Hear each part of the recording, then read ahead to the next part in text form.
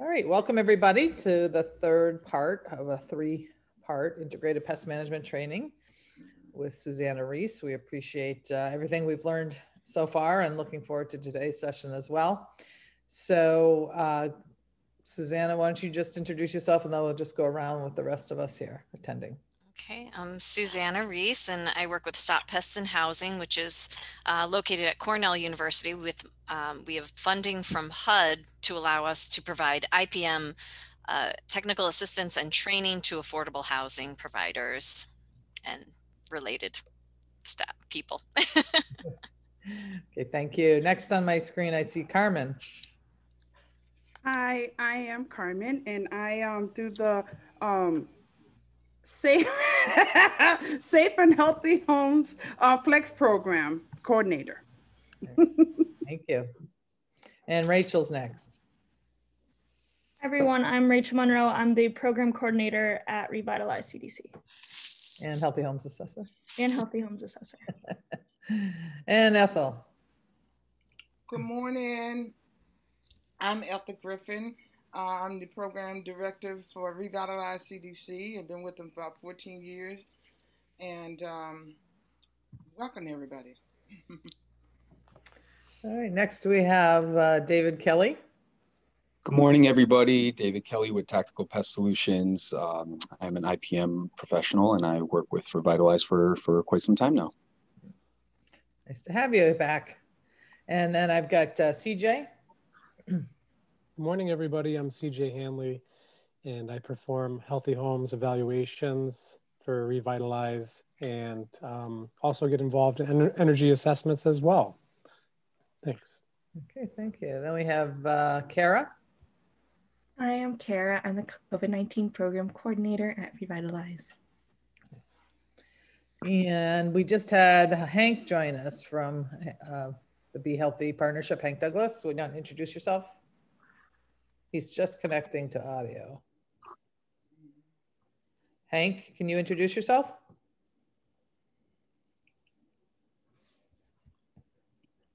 He probably can't hear you yet. Hank, can you hear us?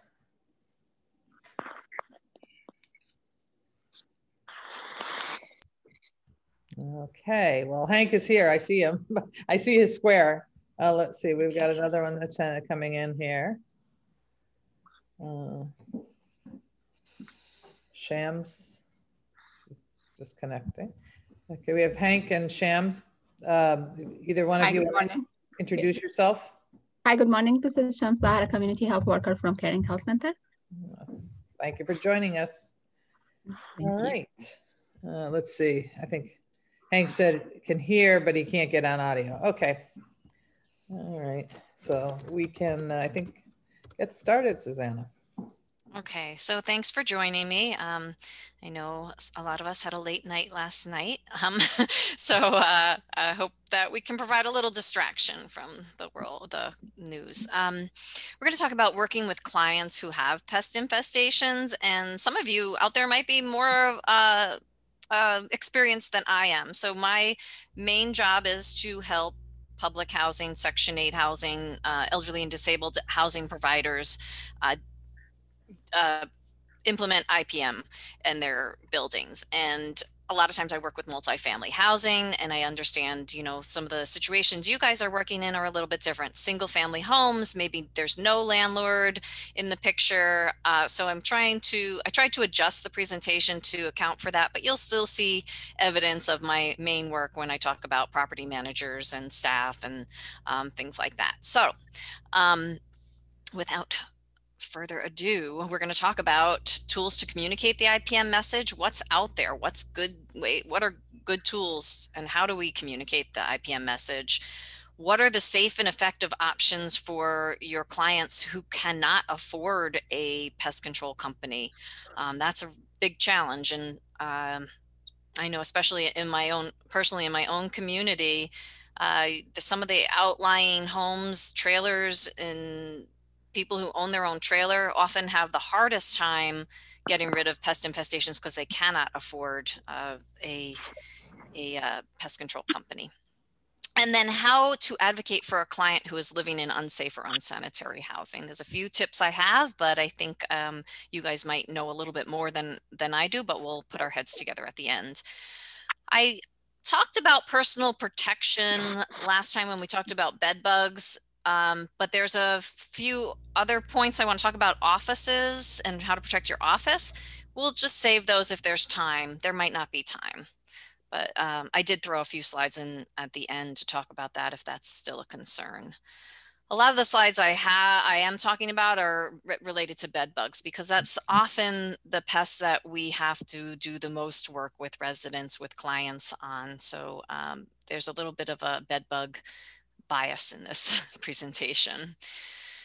So what I usually encourage folks to do is break this finger pointing cycle. We often end up blaming somebody else for the issues, and very often the person that's blamed is the person that has the pest infestation, and often it is not their fault. So we have this immediate instinct to say, well, this person's just not clean, or they're not doing the housekeeping, they're not keeping up their end of the bargain.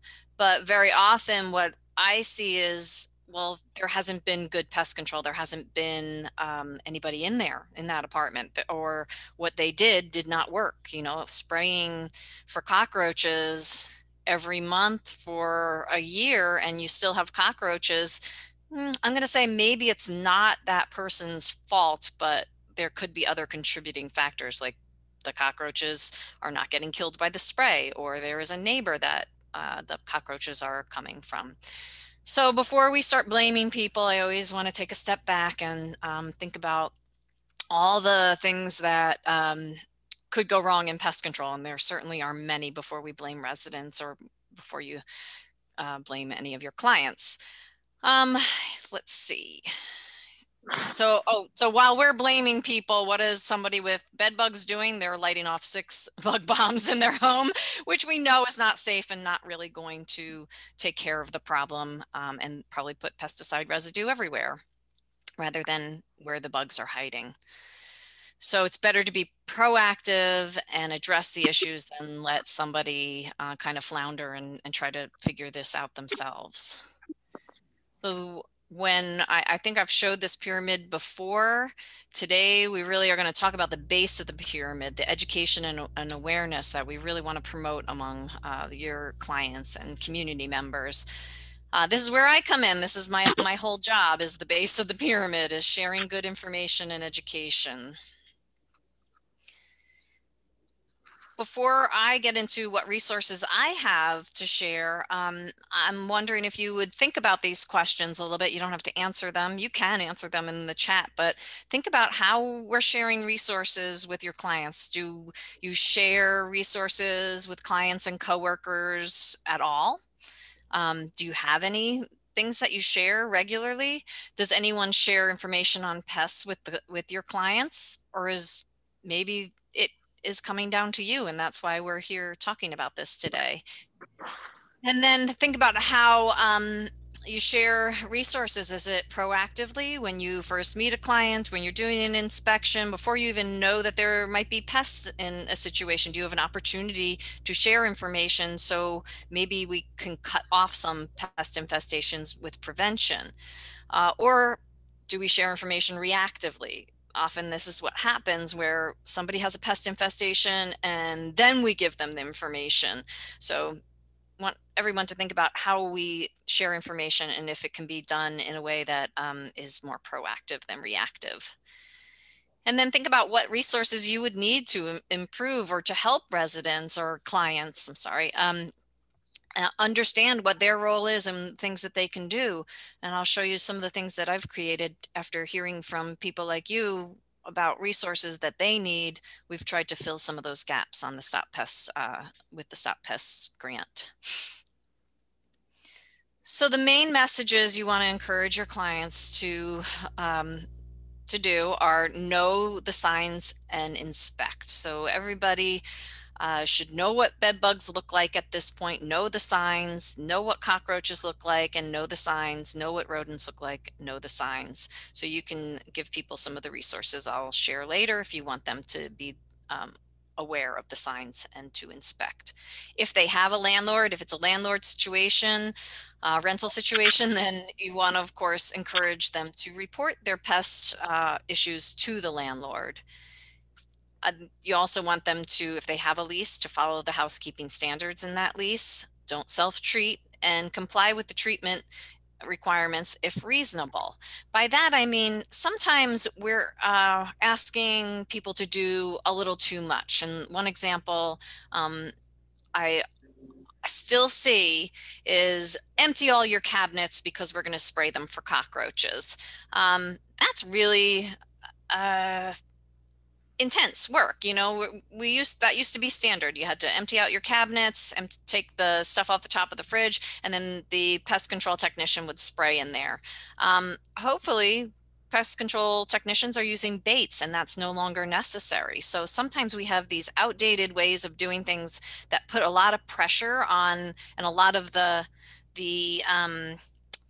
responsibilities on your clients, and that's not necessary if they're using IPM.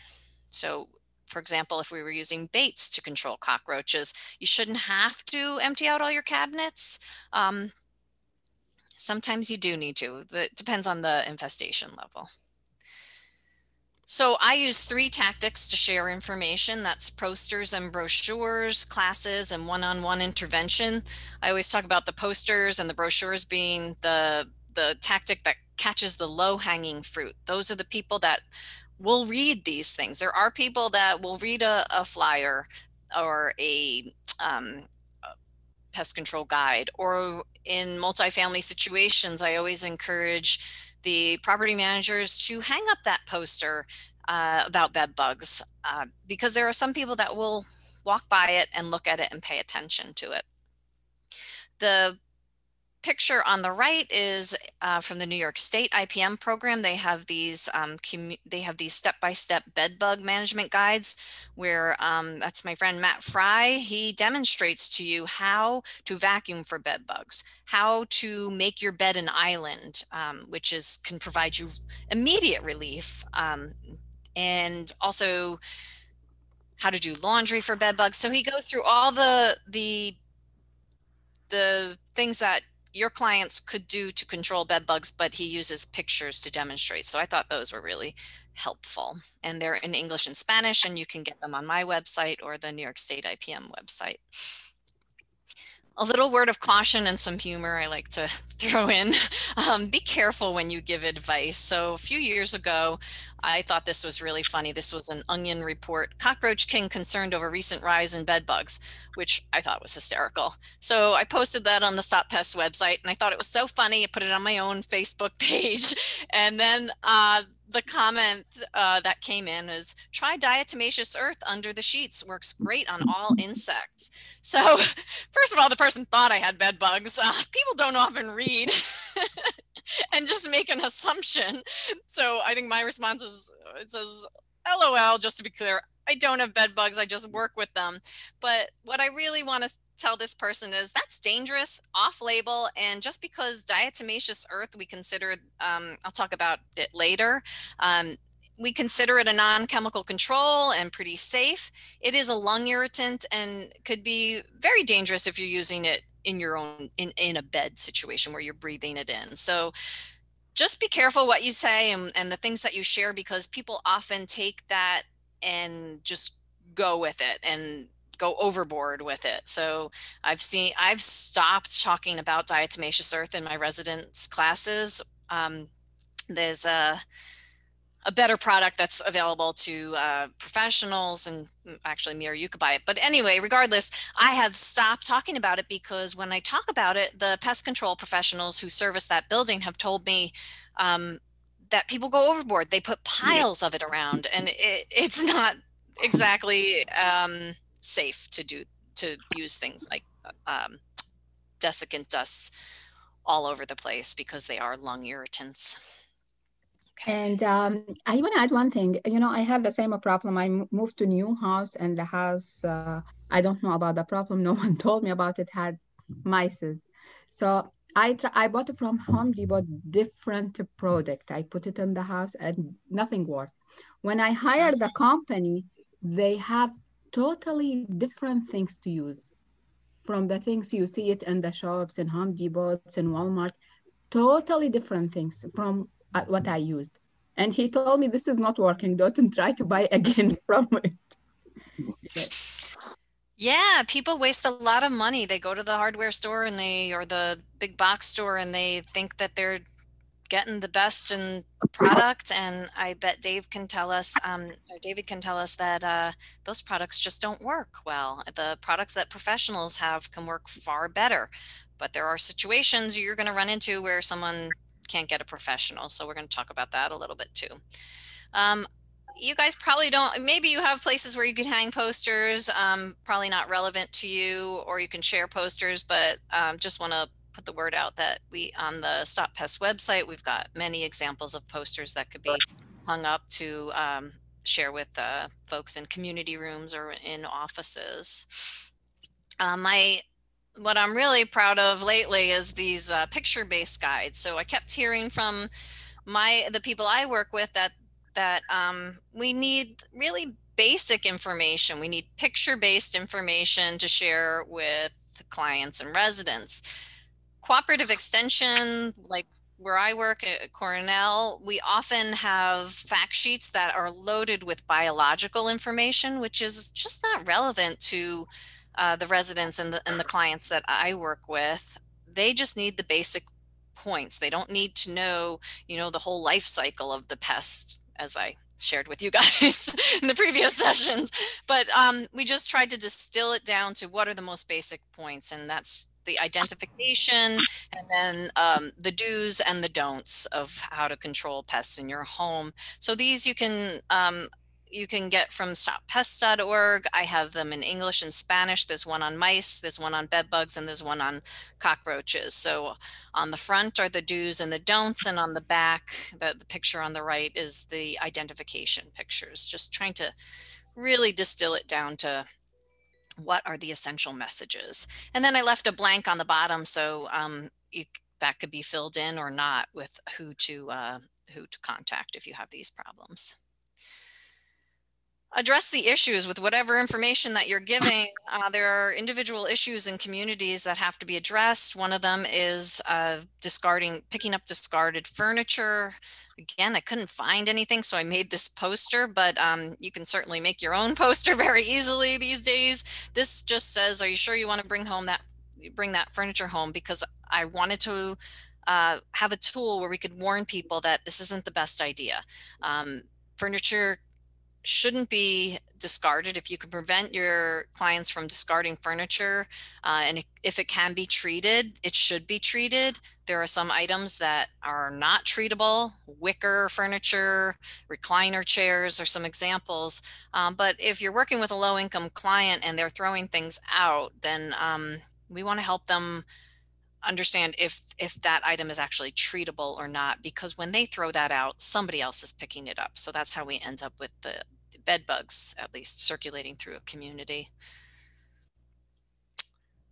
So the second tactic we use is meetings and classes, and this is something I often do when I'm visiting a housing site. I'll come the night before or stay for 2 days and do my staff training, but then I also offer to do a resident training, and that's a little bit different than a staff training. The staff training I do lasts all day. A resident training is going to be maybe 30 to 40 minutes. I always say 30 minutes, but I end up talking more than that. So, and these things end up to be about an hour. The picture on the right is actually one of my trainers in California training staff. Those aren't residents, but we also provide classes for residents. So if you are in the position in your world to hold a class or a meeting with coworkers or with clients, get as many people around the table as you can. A lot of communities actually have bed bug task forces. If that's something that if you know, you guys can pull together. Getting a whole community together to talk about the issues, the individual issues, can really go a long way. So we try to get everybody involved in these classes with residents or your clients, the staff at their buildings or their community partners, home health aides, and the pest management professional. And of course, pizza helps a lot too. So again, this is something we hope that's done proactively, talking about these issues, even if you're not having a formal class or a meeting, having just a conversation about bed bugs or cockroaches or rodents can lessen the stigma and make people feel a little less embarrassed and able to bring these things up and ask for advice. So we want to address the issues before people become alarmed, or before there is an infestation, or before there's a rumor or blame game starts. So specifically about bed bugs, if you're thinking of doing a class or a meeting on bed bugs, you really don't have to be an expert. There's a few narrow messages that are important to share. And if you stick to just the most important things, you can, anyone here could probably do a class if you sat through my last presentation on bed bugs. But it always helps to have a professional around to ask the questions, to answer questions as well. Anyone can get bed bugs. We want people to know what they look like, how to avoid bringing the bed bugs home. If you have a landlord, report them to the landlord. Don't self-treat with over-the-counter sprays and bombs. I'm going to talk about what over-the-counter products might work, or what tactics we can give to residents or clients, because they need tools of empowerment. If I did a whole class for residents and I didn't give them anything to do, they would feel like, I got to do something. And that's when they go to the store and they pick up that can of Raid. So the people that show up to learn about pests, there's not a lot of them, but some people do when I do offer these classes. And I don't get discouraged when there's only a few people that show up to these, because often those are the people that are most interested, and they're going to be the ambassadors. And often the messages that come from peers are better received than, say, a message that came from me, an outsider. You can also play a game to teach people about pests or bed bugs in particular. This is from the University of Arizona. They have this online. It's just a fun way to teach about bed bugs. I've done this a couple times, and takes some time. We want to encourage a community response. So who else in your community is dealing with these issues? Think about what are the other organizations we can involve in a community response or a meeting. In my own county, there's not a bed bug task force, but there is a Healthy Homes program. And one of the things the Healthy Homes program has been able to do with their grant funding is purchase mattress encasements and monitors for people in need. So working with the community that's already dealing with these issues, and bringing people together and finding some grant funding that might be able to provide some of these resources for folks that can't afford them, is probably a good idea, because bed bugs are rarely just an isolated issue. They are a community issue, and that's specifically concerning bed bugs. The other things that I've seen really work well are helping clients with the laundry piece. Often it's too expensive to do laundry. So in a multifamily housing setting, we've done things like offer free laundry during infestations, or a free dryer that is or offering a free dryer that is just for bed bug treatments. But consider these things, and if it's possible to offer these things for free, you will be ahead of the game. The third tactic is the one-on-one help. When is it needed? And I'm assuming most of you would probably be in this position where you're doing more one-on-one discussions with folks rather than offering classes or hanging up posters, for example. So I use three three telltale signs to tell me this person needs one-on-one help. This can be with cockroaches, rodents, or bed bugs. But when I see this, this is actually a pile of dead bed bug skins piling up. And what this is telling me is there's no one here vacuuming. We don't know if this is an old infestation, a new infestation, and we won't know until that's removed. So if in this particular apartment, the two residents were husband and wife. They were both in wheelchairs. They did not own a vacuum. There was nobody that was going to come in and take care of that for them. So this is a situation where, yeah, they're going to need some one-on-one help, more than just talking, but physical help as well. The other thing I look for is the clutter level. Of course, this is a huge challenge for pest control. If somebody has an apartment that looks like this with a lot of clutter, they're going to need a little bit of help. Often it can be a hoarding disorder, but many times it's just, clutter. It doesn't have anything to do with the disorder, but people have to understand, that is an impediment, that is preventing successful treatment. So talking to people about that sometimes is necessary. And then the other thing I look for is the person attempting to self-treat. If they're attempting to self-treat and using, there's a whole assortment of bed bug products on this table. I often see them just sitting on the nightstand too. So I know right then and there, okay, whatever's happening here isn't working, because gosh, who needs 1, 2, 3, 4, 6 or 7 cans of Raid or whatnot? Either nothing's happened, no professional treatment has happened, and the person's trying to handle this all on their own, or the professional treatment happened and it was not successful. And I think we talked about all the things that can go wrong last week in bed bug treatments. So it's possible. And in this particular case, this apartment was treated by a professional, but without success. So before we cast blame, often in the situations I work in, we blame the resident and we say, oh, well, the resident, they need, or for example, your clients, they need to get their act, together. They need to clean up. But there are other reasons that pest control can fail. And we always should look for those patterns. Has the home been treated before? What happened? Do we know, just because a professional has been in that home doesn't mean that the best treatment happened. They might have come in and sprayed and left and never did any kind of follow-up, and they didn't kill all the eggs, and now we still have bed bugs, or now we still have cockroaches. Is a neighbor sharing an infestation? Sometimes the worst infestations I've seen didn't come from that home. They came from a neighbor's home, shared wall. This is especially hard in row houses or duplexes, because often you can't get into that neighbor's home. In multifamily housing, there's one landlord, and the landlord can have access to all the homes, and we can find out, okay, yeah, this infestation came from the neighbors. So this is a challenge too, but often it's like, especially with cockroaches, it sometimes is not that person that the problem originated in. Are there visitors? And this is specific to bed bugs.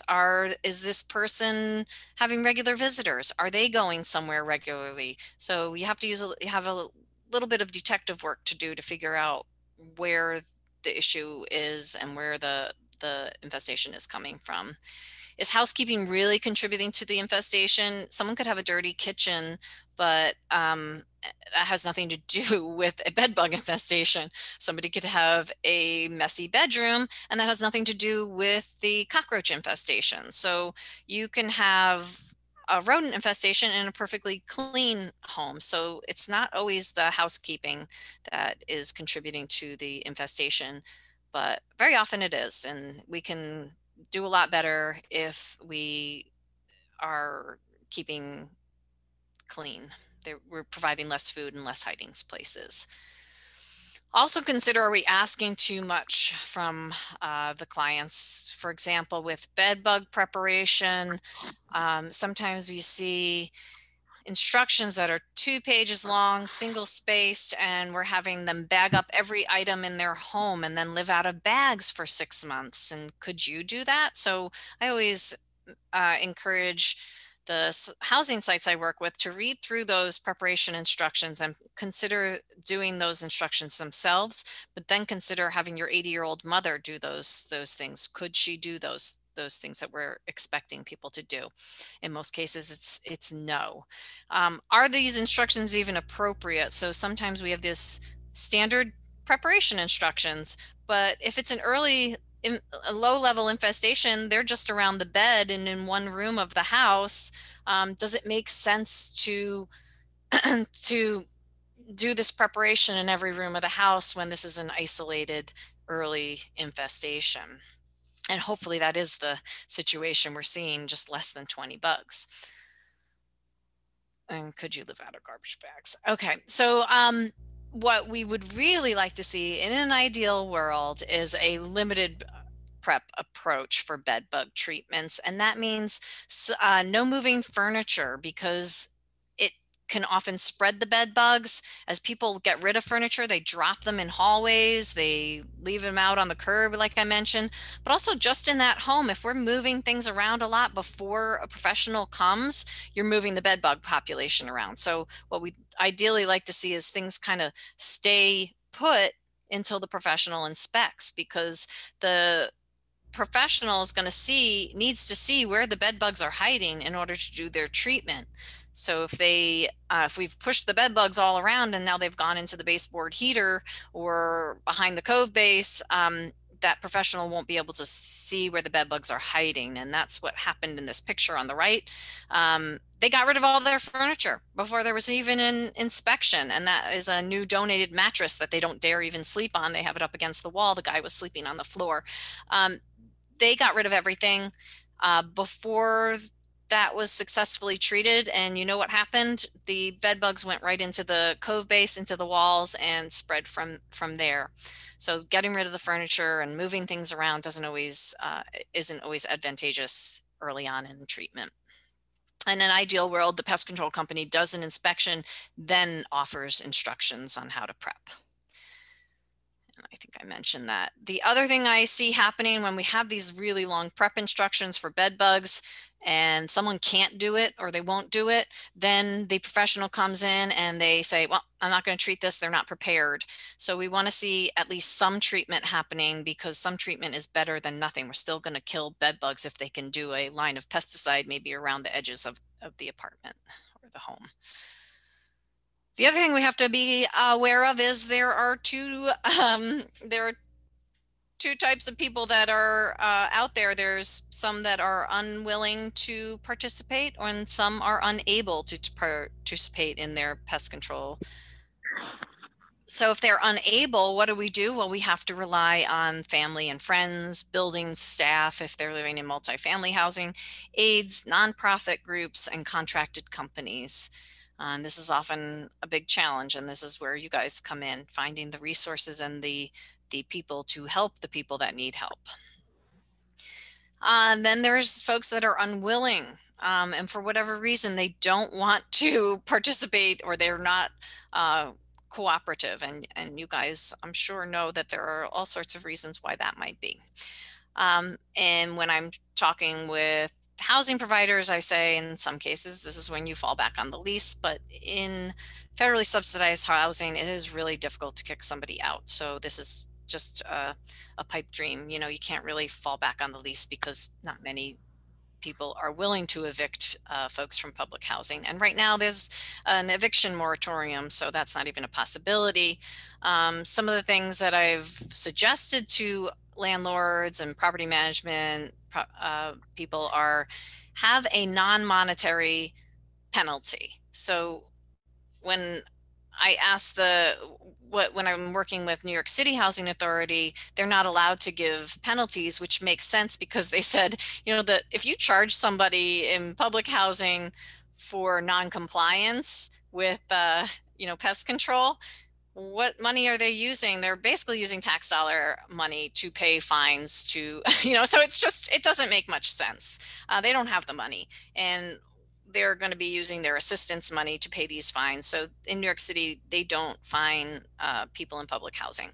But there are other penalties, and there's this great video on my website that is like 15 minutes long, and it's called the tenant's role in IPM. And I always jokingly, but half serious say, this could be used as a penalty. If you have somebody that's non-compliant, have them come down to the office and view this 15-minute video as their penalty.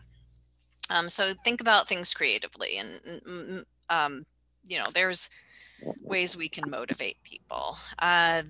The other item there is motivational interviewing, which I'm going to talk a little bit about because I find it really helps me get through to some of the people that I work with. So when we provide one-on-one help, we want to talk to people about their specific situation. And in the case of bed bugs, we have to find out where that person is sleeping. Often treatment failure is because they're sleeping on the recliner, not on, they've moved from their bed and we haven't addressed, you know, the living room.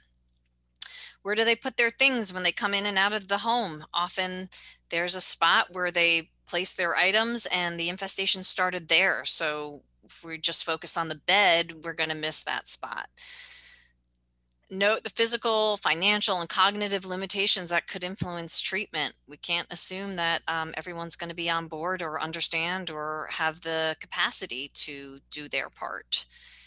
And find out if they're self-treating and if there's an opportunity to talk to people about, well, this can of Raid isn't really going to work. And is there a language barrier? What resources can we have? When can we get to communicate to people who do not speak English? I have some resources on Spanish on my website. The University of Minnesota has resources translated specifically on bed bugs into a number of different languages. So there are resources out there, but you have to do some digging, and I can help you guys find some of those. Include the client in the plan. So often we come in and we say, you got to do this, you got to do that. But that's not going to guarantee that there's any cooperation from somebody. So encourage them to work on a plan with you, give them an idea of the treatment timeline. If they think like someone's going to come in, spray, and the problem's going to be gone, they're going to be disappointed and disillusioned with professional treatments. You have to be upfront and tell them this can take a few months. This is going to take some time. Ask your clients not to fog or bomb or use their own pesticides or homemade pesticides. They can often just push bugs around and push them into neighboring homes, or push them into the walls.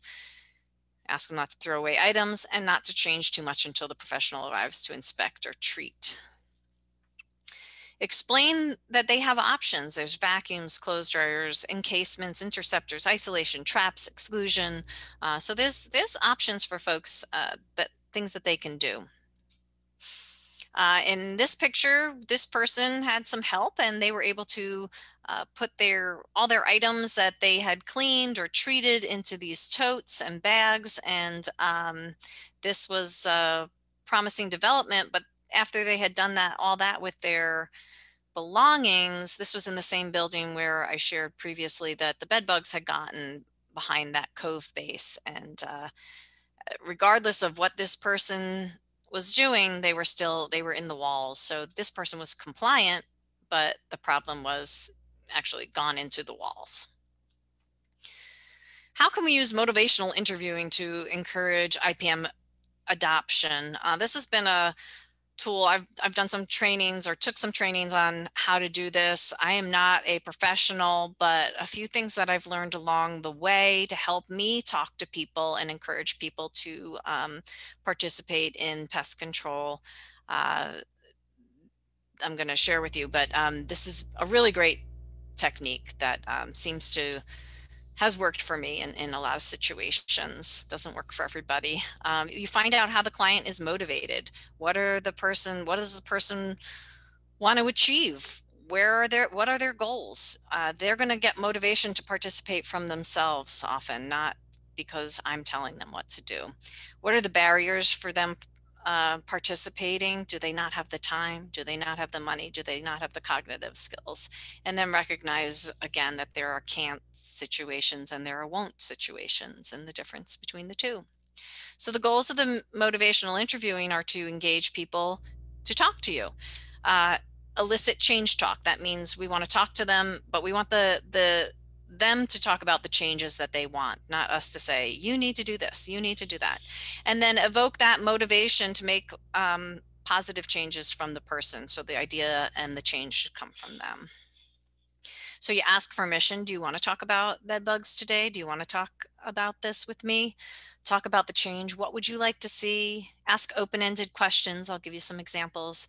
Practice active listening. That's when we respond to somebody summing up what they've said to confirm that we're actually hearing what they said. We've all had conversations with people who it seems like they just don't absorb what we're saying before they respond. They're thinking about their next response. They're not really thinking about what we're saying. So active listening is practicing listening to that person, then repeating back to that person what they have just said. Normalizing. This helps me so much in what I do. And I think that it's one of the most powerful tools when I come to work with people is just to be able casually to talk about these things and normalize them for people. This is not, this is a very common problem. I see this all the time. And, you know, just to be a little more comfortable talking about some of these subjects that people might be ashamed of or embarrassed of. And then once you've start gaining someone's trust and confidence, then you can provide the information and advice. So it's the last thing that you do is try to offer them the advice. So watch out for yes, no questions. If we didn't learn anything, you didn't do it right. Some examples. Have you had visitors lately? Yes. Have you been seeing bed bugs for a while? Yes. Do you want to get rid of these bed bugs? Yes. That doesn't tell us anything. So alternative ways to ask these questions would be, who visits your home regularly and why do they come over? Oh, well, my grandson comes over and I babysit him once a week. Will you tell me about the first time you noticed bed bugs? Oh, well, it was 3 months ago. My nephew came to visit and he slept on the couch and then I saw the bed bugs on the couch. Well, that tells us a lot that couch is now ground zero for the infestation. We have to address the couch.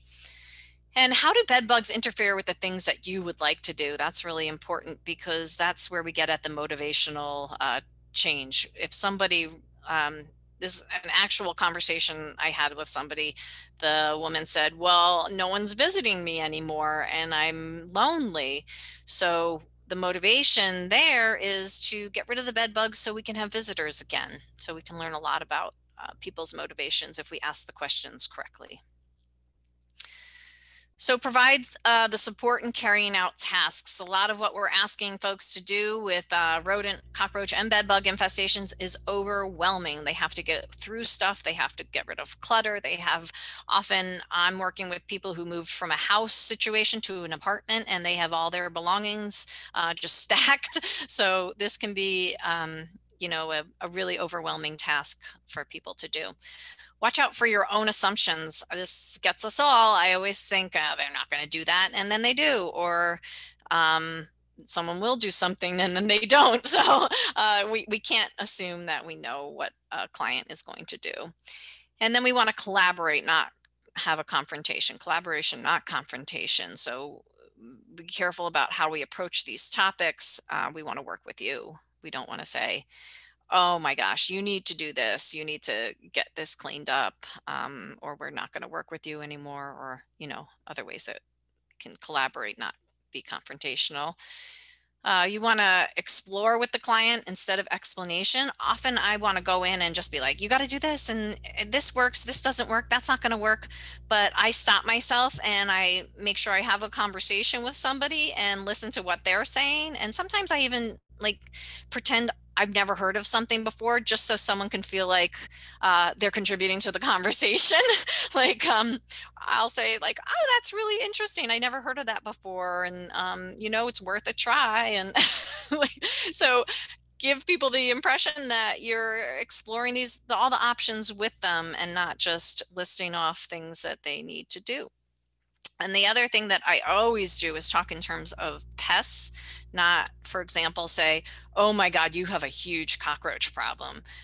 a lot of people, especially in affordable housing, they have a lot of issues that they're dealing with, and telling them that they have one more problem to deal with is not a good way to approach things. So I talk in terms of the pests, like cockroaches are really difficult, or boy, these cockroaches, they're just getting out of hand and traveling around, and so talk in terms of pests, not the person. So the person feels like the pest is the problem, not the person is the problem, even if that might not be true all the time.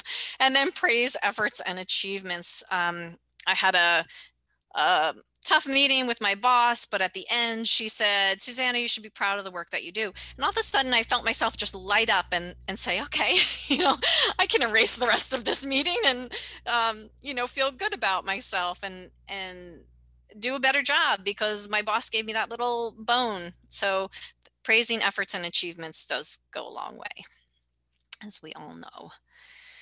Focus on goals that are small and achievable. If we're going to coach somebody through a pest problem who's got a lot of clutter and a lot of things that they need to clean up and seal up and do, then break it down into small tasks, one room at a time, one thing at a time. I already said that. And give practical advice, match every don't with a do. If we're always saying don't, we're missing out on an opportunity to tell them things that they can do. And remember, it's a continuous process. Just because you've had one meeting with a group of people or had one meeting with an individual doesn't mean that there won't be pest introductions, there won't be staff turnovers, and there won't be resident turnovers. New people come in all the time, pests are introduced all the time, and then everyone goes to the store and they see these. This is just my local hardware store. Everyone's inundated with the images of, oh, here's a product. This looks great. This is nice and flashy, and this is going to work for me. It kills bed bugs, fleas, and dust mites. So always, it's not just a one and done thing. There's always opportunities to talk to people and keep sharing the message. I pulled this from another presentation, but I just wanted to give a little advice or talk a little bit about hoarding.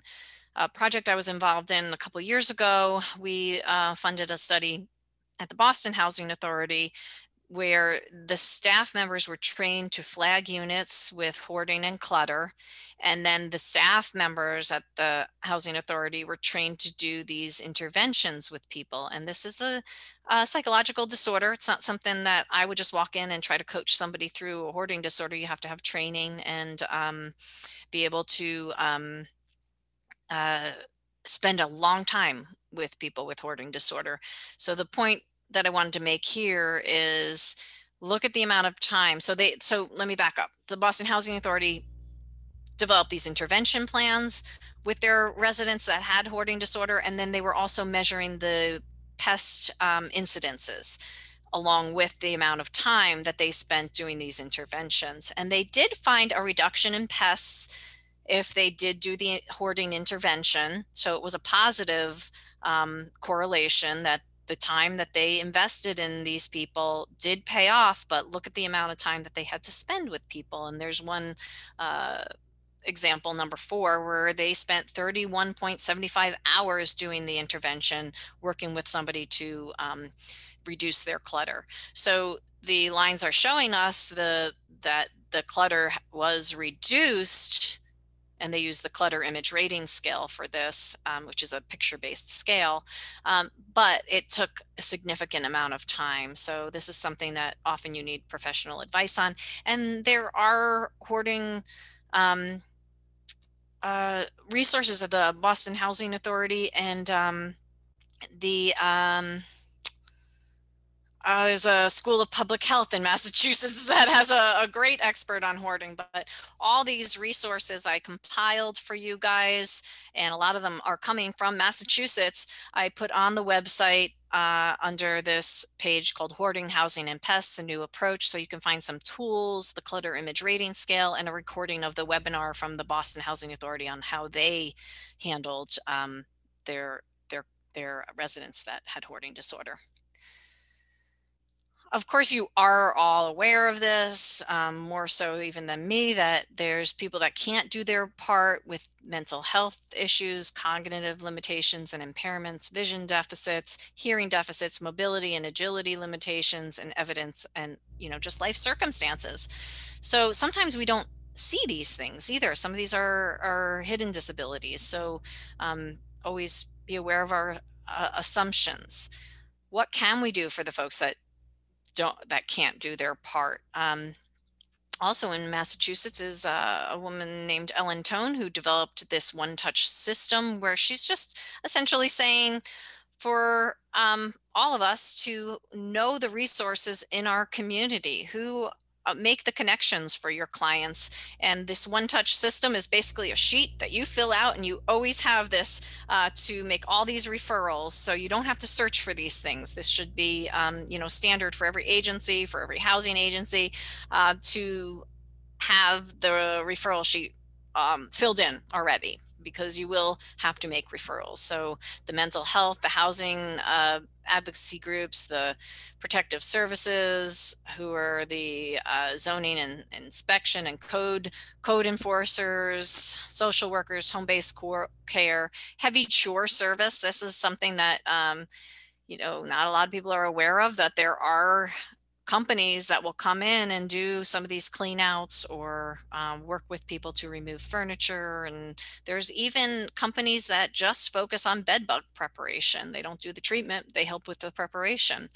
Those are few and far between, but in bigger cities, we're finding more of those services. So now we're moving on to, what do we do about the clients that cannot access professional help? Maybe I should pause and just ask folks to weigh in your thoughts, anything you would add on working with residents and techniques that have worked for you. Anyone have any thoughts? We've had actually had a meeting Monday, because we're looking at doing additional training on hoarding or collecting treasures, and so we're looking at addressing that too, because it does interfere with us being able to do any interventions or repairs, remediation, anything along those lines. There was one client that really didn't let us do much other than install an air conditioner. She suffered from asthma, and also to install like some smoke and carbon monoxide detectors.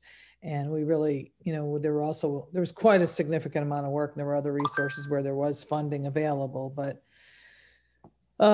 it's so that we really need to be, we run into this quite often. So we need to be able to refer people in order to, because that's not our area of expertise. So to have professional assistance, at least to have some initial conversations on our end, and then be able to refer and hopefully able to assist the client so that they're able to help on that end. And then maybe we are able to go back and to finish and complete up their repairs. So. Yeah, I've noticed in Massachusetts, you do have more hoarding related resources and groups that task force and resources, but yeah, check out that page on the website, and there's a lot of resources and is it the Boston School of Public Health, or on that website you'll see what the resources and what is available, especially in Massachusetts.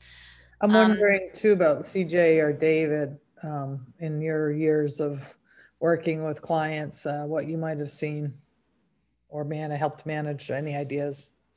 Yeah.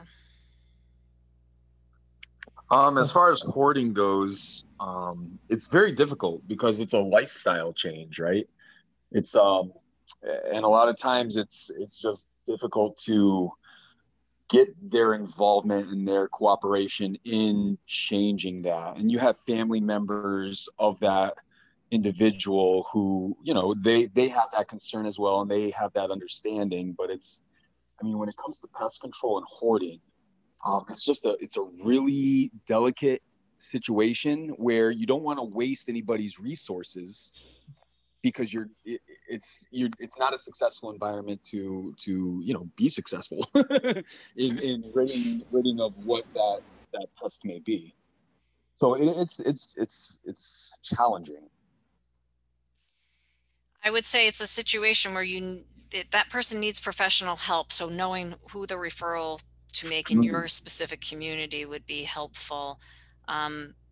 Philadelphia has a hoarding task force, so there's some resources from that group, but I think also your own state has done a lot of work on hoarding and the resources available. But it's not something that an untrained person could even venture into. Right. With bed bugs, David, we at first were excited about the product Apprehend, which is spreads fungal spores. And at first it was something that was being touted as, oh, this is going to be great in these high clutter situations and hoarding situations, because it's a fungus that just kind of sits, and then the bed bugs walk through it, and then they gather and they share it. But it has had mixed results, I've been hearing now. And even heat treatments, we heard, at first, if you have a hoarding situation, you should go with a heat treatment. But if the heat isn't penetrating all that clutter, there's no hope. So whatever treatment has to be able to hit the actual bugs. Correct. And rodents and cockroaches too. But David, have you heard anything about Apprehend? Or I haven't. I'm a fan of Cymex and Bedlam. Okay. Yeah. What about you, CJ? You're on mute. I can't say I've had any success helping people with hoarding issues, but some of my recommendations would require them to consolidate. I work in attics a lot, but in the basement yesterday, I had a couple of carpeted areas that had been flooded, a lot of potential for moisture mold issues, and other infestations of squirrels. And so, getting rid of the rug is a big recommendation, and that's going to require getting rid of a lot of other things. So I try to highlight the importance of removing contaminated storage, especially in a light way, but I use examples on my own home. Obviously I've been home a lot, so I'm purging a lot, and I try to, suggest the benefits of that, and but if it's a psychological disorder, it's going to take stronger support than I can offer. I can use examples, but I think it's going to be really hard to break the cycle for some people without some emotional. It's like it's kind of a detachment disorder that's really deep. So, but then there's a lot of other people who just have clutter that it almost looks like hoarding, but it's not really. It's just like maybe they have a mobility issue, and they're taking care of somebody, and their priority isn't to clean out the basement, and so I try to, help them with some advice, but, Yeah, thank you. Anyone else?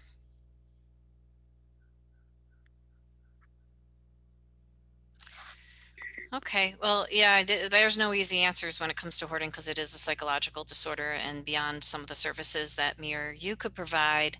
So knowing who the referrals would be in your community. Everyone's heard of, I read the Marie Kondo book, the decluttering, the art of decluttering. And I thought, well, this is great. I wonder if this would work on, people with a hoarding disorder, if this could help. And somebody actually wrote an article that that is not a technique that would ever work for people with hoarding disorder, because her whole idea is, does it spark joy? Do you feel an emotional connection to this item?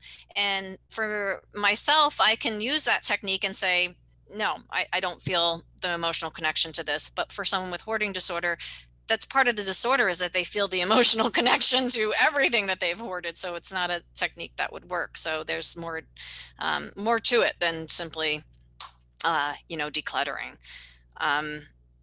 Yeah, so I encourage you, check on the website, but also the Boston Housing Authority itself has resources on hoarding on their website as well that connect you to the local university specialists. Okay, so what's working for those clients that can't access professional help? I mean, ideally, all these pest infestations, they need professional help. It is really challenging to control a bed bug infestation, for example, on your own, unless you caught it very early and there was just a couple bugs. So that's where our IPM comes in handy again. If we know the signs and we catch that early, then yeah, maybe we have a chance.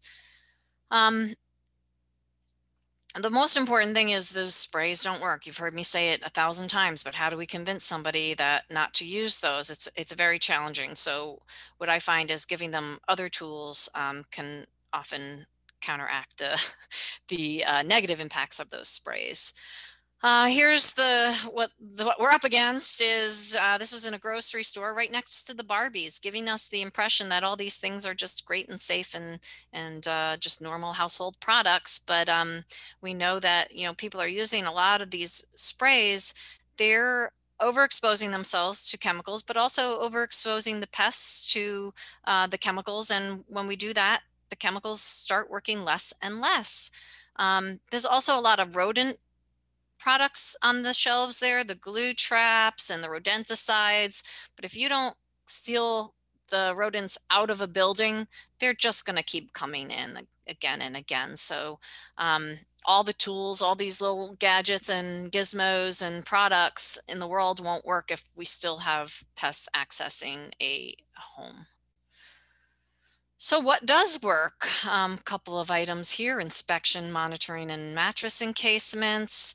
But we really want the best message that you can share with clients is the picture-based stuff where they can recognize the signs and look at their bed once in a while and flip things over and say, oh, geez, that's a tight space. There might be a bed bug there. And that's the little plastic piece on the edge of the mattress. And this person, I'm sure you guys often see this. It's really challenging. This person can't put those bed bug interceptor traps because that's their mattress sitting right on the floor. So we really have to inspect, and then you could vacuum that mattress and then encase it. But first step is inspect and know what the signs of pests are. Then we talked a lot about monitors. These are those bed bug monitors that sit under the bed legs that trap the bugs as they're coming onto the bed, but also climbing off the bed. They get stuck in there, and you can see they come. This particular type is the climb up interceptor, and it comes with a fine layer of powder on the inside.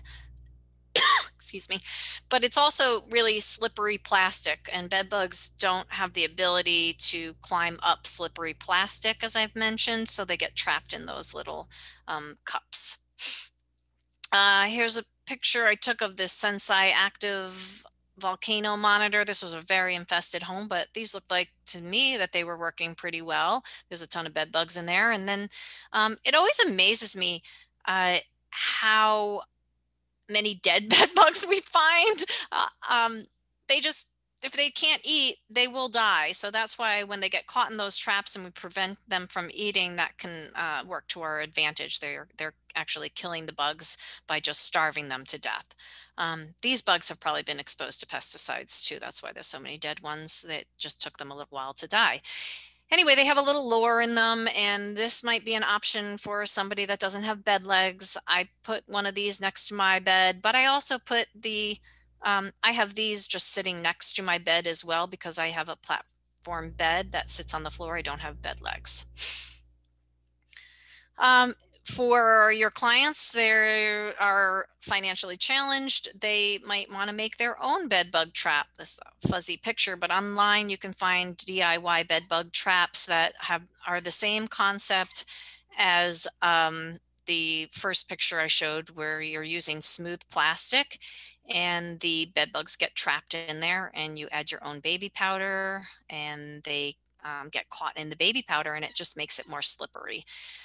The 2 cups are used because you want to know, is the bug coming from away from the bed? Then they're going to get caught in the outside well, or are they coming off the bed? Then they're going to get caught in the inside well. And that can tell you how bad the infestation is. The vacuum, vacuum, it works well for cockroaches and for bed bugs. Won't completely control bed bugs, but you can imagine if we can make the bed an island, if we can put the interceptor traps on bed legs, we can pull it away from the wall. You can vacuum the bugs off the bed. You might be able to get a client to have a good night's sleep without getting bitten if we can control the bed bugs with vacuums and make the bed an island. If you don't know what I mean by make the bed an island, again, go to my website and look at some of the resources we have. There's a picture-based guide on how to make the bed an island. When you are vacuuming for bed bugs, the message here is, well, they can survive in the vacuum or in the vacuum part. So you want to empty the canister, change the bag. If you don't have time, you can put the vacuum in a plastic bag until you do have time to control it.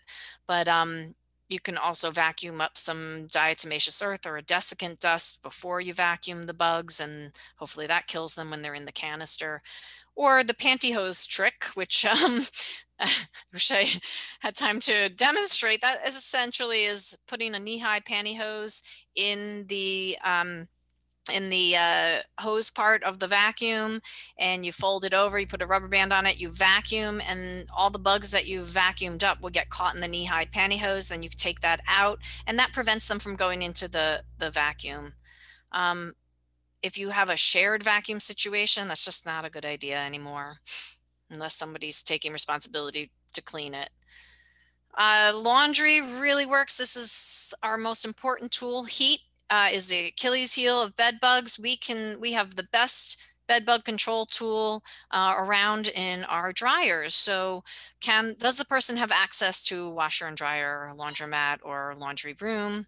All they need is to put those items in a dryer for 30 minutes on high heat. Don't overpack the dryer. We want the heat to circulate, and that can kill all stages. So you can also put infested items in the washer, but some items can't be washed, and you can put them, like dry clean only items. You can just use the dryer in those cases.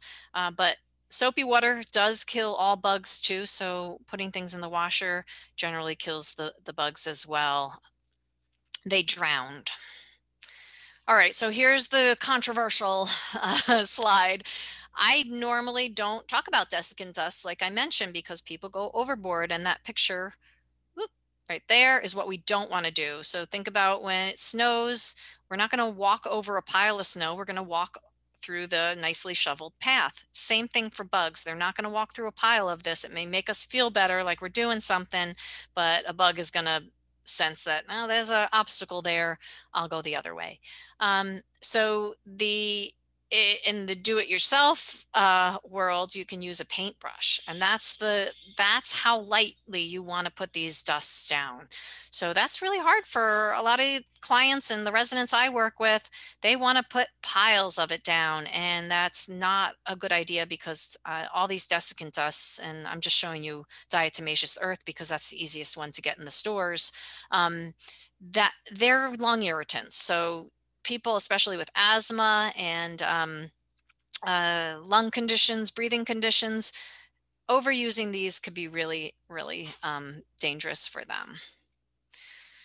Mattress encasements, they're expensive. They could be $60, $80, but I've been purchasing these $12 vinyl ones that are cheap, and they work in the same way. The problem is they rip. And once a mattress encasement rips, it's essentially useless, because the bed bugs can get in that hole and just be, just sitting pretty in that mattress still. So the more expensive mattress encasements are actually more durable, but they might be cost prohibitive to your clients. Again, I got to use my own county's Healthy Homes program. They got a grant to actually purchase mattress encasements and provide these to people that they are working with. They have to stay on for a year. You have to make sure there's no sharp edges that might rip them. But even if they rip, you can tape the holes up. So it's worth it to try to save a mattress, especially with the clients that you and I work with. They don't have the money to replace the box spring in the mattress. If I had a box spring and a mattress and I had to decide which one I was going to encase, and I only had one encasement, I would probably encase the box spring because there's more places to hide. And then I would just make sure I was changing my sheets regularly and inspecting and vacuuming my mattress. For cockroaches, what can we tell folks? Cockroaches are a little bit easier to handle on our own. I'm talking about situations where it's a single family home and there isn't a hoarding situation. It is possible to control cockroaches on your own, but when you are in multifamily housing and the cockroaches may be coming from next door, there's not much, that is going to be successful because you're going to keep having them reintroduced from the next door neighbor. My dog is playing with a squeaky toy right under me. Of course. Okay, so for cockroaches, sanitation is really important. Eliminating the food, like every pest, we want to eliminate the food and the water, but exclusion. So what I'm showing you guys right here is a great example of an exclusion practice that happened in an apartment that was turning over. So it was a vacant apartment and the maintenance guys came in and they applied all this caulk, and they applied all that caulk, maybe not with pests in mind, just because it looks nice and it looks neat, but that's going to prevent the cockroaches from getting behind those kitchen cabinets. And that's a big place where cockroaches will hide, behind the cabinets and in the cabinet voids. And if we can caulk that off, we are eliminating that hiding spot. And we want to eliminate the hiding spot because they can avoid pesticides and avoid the controls or vacuuming or pesticides if they're hiding. So eliminate the hiding spots, use caulk. There's bait pucks that often have the same chemicals in them that the professionals use, but they're in these enclosed bait stations. We couldn't go in, me or you couldn't go into someone's home and place those because that's essentially applying a pesticide in somebody else's home, which is illegal. But I know that there are some buildings I've worked with and some healthy homes organizations I've worked with that purchase these in bulk, and then you can give them to clients and they can place them in their homes. So the issue here is you have to have enough of them. If there's a heavy infestation, you need a whole lot of these guys, and you have to replace them. So they often have these clear tops, and that's so you can see inside if the cockroaches are eating the bait. First of all, sometimes they avoid the bait and you have to switch products. Or you can see when the product is actually empty through that clear top and know that you have to replace it. So there's actually a good tool that you can get over the counter. Boric acid dust, I don't have a picture of this, but boric acid actually still works. There was somebody recently that did a study on all the chemicals that cockroaches are resistant to, meaning you can spray them or feed it to them and they'll still survive. And one of the only controls that bedbugs have, or cockroaches have not developed resistance to, believe it or not, is boric acid, which has been around for a really long time. The idea behind boric acid is it's applied like a powder, very light dusting again, and they walk through it and cockroaches are very clean and they groom themselves and they ingest it and it's stomach poison. It's different than a desiccant dust, which dries out a bug because they breathe through their skin. And it clogs up their holes and it does all sorts of things. But boric acid is actually a stomach poison. So it does not work for bed bugs because bed bugs aren't going to groom themselves. They're not going to eat it. They're not going to pick it up. And a lot of people, that home remedy of mixing boric acid with sugar, still hear about it all the time. And I don't discourage that. There are certainly the products that the professional can get are better, but there's some options for folks that can't afford the professional. And then sticky traps, gosh, they're like 40 cents a piece, 30 cents a piece. If I'll be sending you guys some examples of sticky traps, but really they're pretty cheap, and they work for not only letting us know if there are cockroaches in a home, but also any cockroach that gets trapped on there is out of commission. They're done. So that mama with her egg case stuck to her, she's done. But unfortunately, those nymphs, or the babies that are going to come out of that egg case that's hanging off her bum there, they may or may not hit the hit the sticky trap. For rodents, inspection, of course, the places that you want to look at, and I think we covered this during the inspection, the rodent module, but really encourage your residents.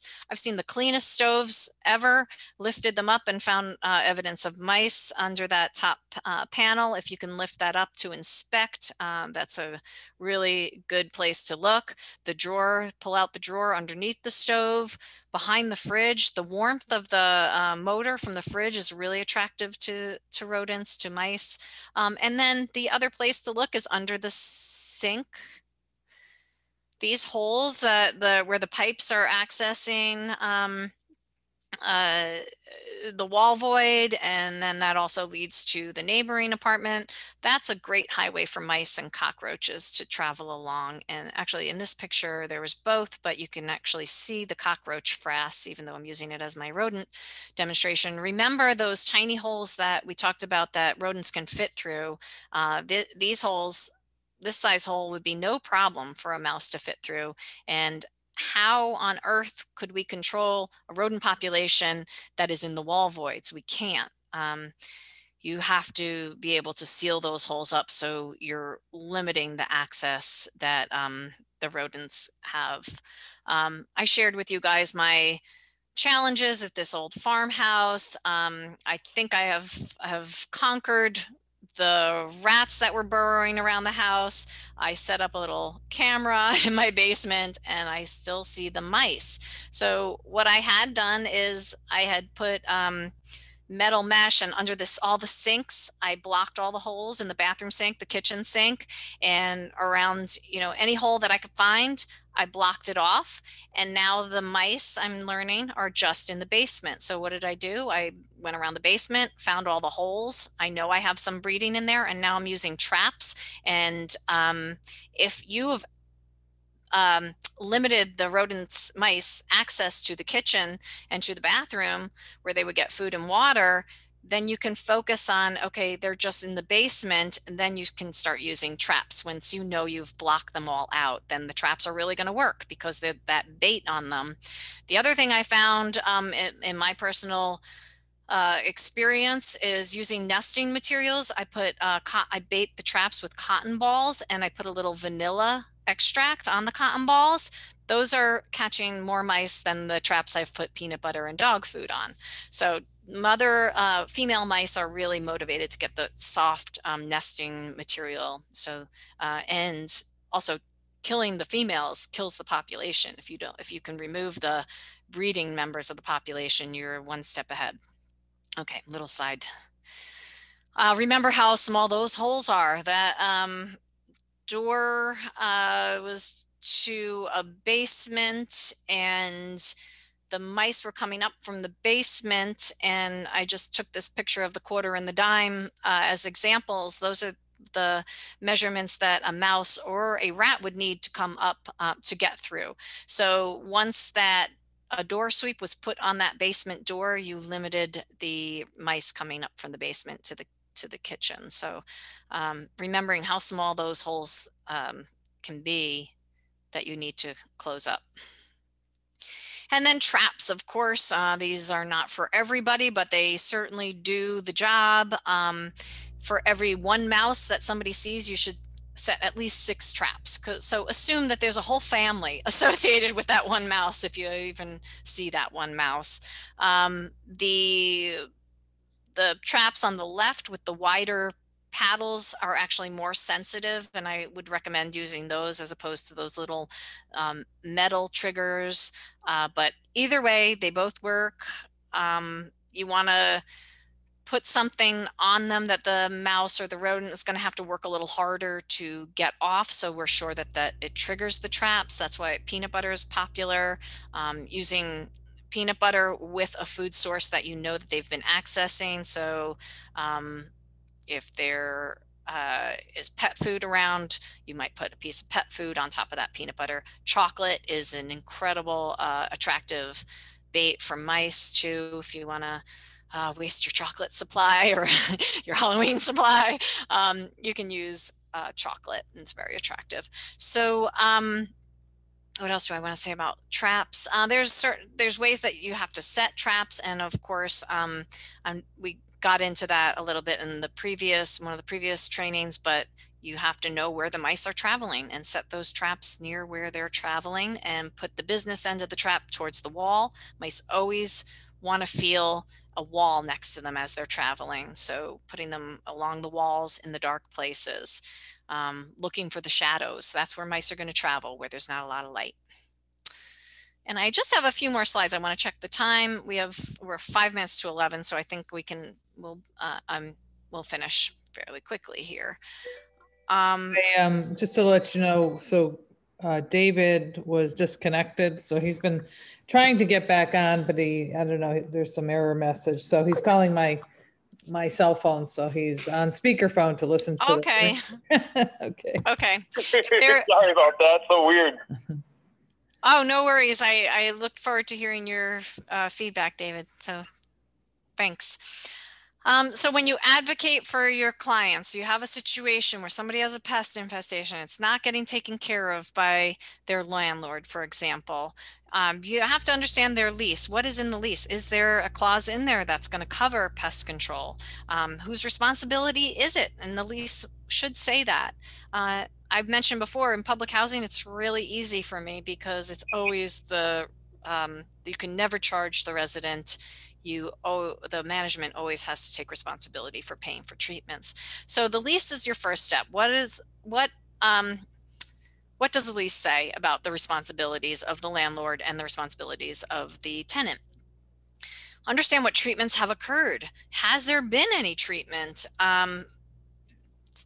Accusing a landlord of maybe ignoring a problem when there's been previous treatments isn't a good way to go, obviously, because it can be antagonistic. So we try to figure out, okay, what happened in this apartment or this home prior to me finding out about this infestation. And it often could be that the landlord thinks that they've done their due diligence. They've hired the pest control company, and the pest control company might be at fault. They just came in and sprayed something and left and never did a follow-up. So get an understanding of what controls have been already done. Involve the local code enforcer if the landlord is not addressing pests. There are cities, towns, states have different codes, and know who your local code enforcer is. And you likely may have a relationship with that code enforcer already, because that is the number one thing that I tell people to do when they can't get a landlord to do anything, because it is against code in most places to have infestations. And then finally, if that route isn't working, what are the legal advocacy agencies in your area? And this morning, Colleen and I discussed a few of the options for you guys. Specifically in Massachusetts, there's a directory of legal and advocacy services. There's also the Disability Law Center in Massachusetts. You can also access their services. And then this is kind of a confusing slide, but I put this together really quickly. These are 3 local options for you. Colleen shared that this law firm, Heisler, Feldman, and McCormick, has been able to take some cases pro bono for people who, is that correct, Colleen? Yes. Okay. Yes, so they have, outside of Bay State, they have taken those legal services. Now that the communitylegal.org is the Bay State's one word, Bay State Legal Partnership, and that's for the Be Healthy, and Be Healthy is one word, Partnership Alliance. That's all right. We were putting this together quickly. So Hank and Shams, you're part of the Be Healthy Care Alliance, so that you do have access to that community legal aid Yes. to help with this. And you're probably already familiar with it. So, but anybody outside of this, so we work with Holyoke Medical Center, or other behavioral health network and other referrals. So they can use this particular law firm that's been really pretty generous, and they don't charge the client anything.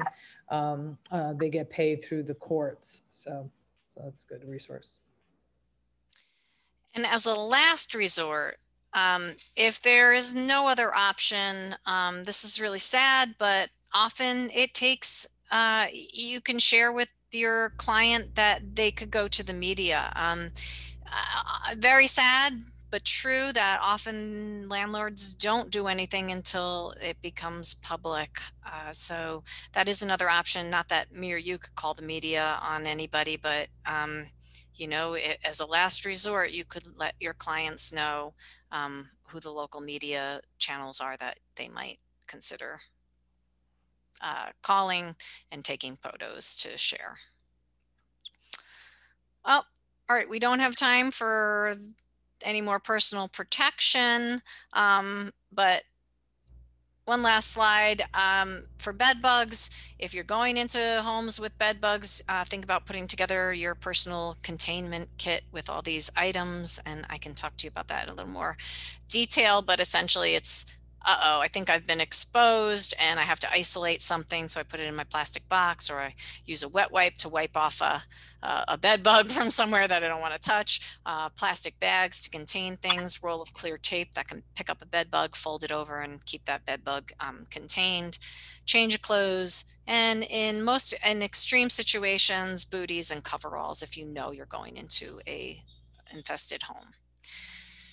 Okay, StopPests website has a lot of these resources. The webinars, the hoarding stuff could be found up here on the webinars button.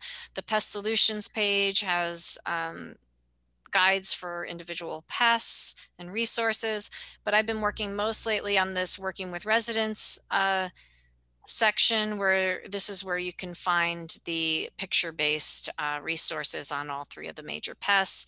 And this residents briefing video, that's the video I jokingly refer to as the penalty video that you can make people watch. Now, I've recorded all 3 sessions, so I'm going to be sharing the links because I've uploaded them to our YouTube site once this this is done. I'm wondering, these slides for these 3 sessions, can you put them on your website where we can download them from there? Oh yeah, I'm sorry. Yes, I will do that. I said I would do that, and yeah, I'll put them into PDFs, and then I'll share. Perfect. I'll put them on one page, and then I will share that with Colleen. She could share that with the rest of you. Yeah. So the website too, and I know David was asking about the website. It's StopPests.org. So StopPests.org. It's pretty easy. Does anybody have any questions or experiences you want to share, positive or negative? CJ. Thank you, Susannah. I appreciate everything. I've got to go. I've got an 11 o'clock appointment. So. Okay. Thank you. Thank you. Have a great day, and good to see everybody. Good to see you too. Yep. Keep in touch if you need more, if you need specific questions answered. Thank you. Thank you so much. Anybody else? I know we're just run over, but thank you everybody for attending. It was really informative. Yeah, David's saying it's very informative, and we really. I actually just used an approach that you just spoke about with a client as you were doing this presentation. So really cool, really informative for me. Okay, well, share it with me via email, and then I can share it with the group, David. Oh, that's great. Thanks. Nice to hear real-time utilization.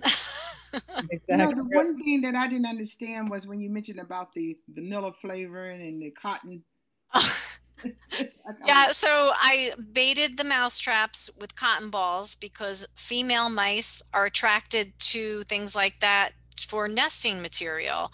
And the vanilla extract I put on just for added enticement. So they would think that it's either food or nesting material, and I'd get them either way. And that has been really successful. I'm actually going to run down to the basement probably after this class and check my traps again. I have about 20 mouse traps set in the basement. So overdo it. That's my message. Overdo it on the traps. Get comfortable setting them. They will work.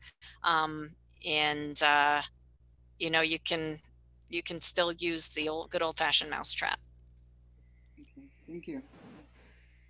All right. Well, thank you, everyone. Again, I'll be sending out links for the 3 trainings, and then Susannah will be uploading the slide presentations in PDF, and I'll share that with everybody, her website and the links for our trainings. And we really want to thank you, Susannah, for a fabulous wealth of information. Yes. So much to know about pests that we had no idea. Very. Well, feel free to make referrals too if you know people who work in housing and could use training as well. We're available to do online training for the foreseeable future. That's great. That's great. Well, thank you. And Kara, if you could just stay on after we're done here. But I want to thank everybody again, and thank you, Susannah and David, for your input as well.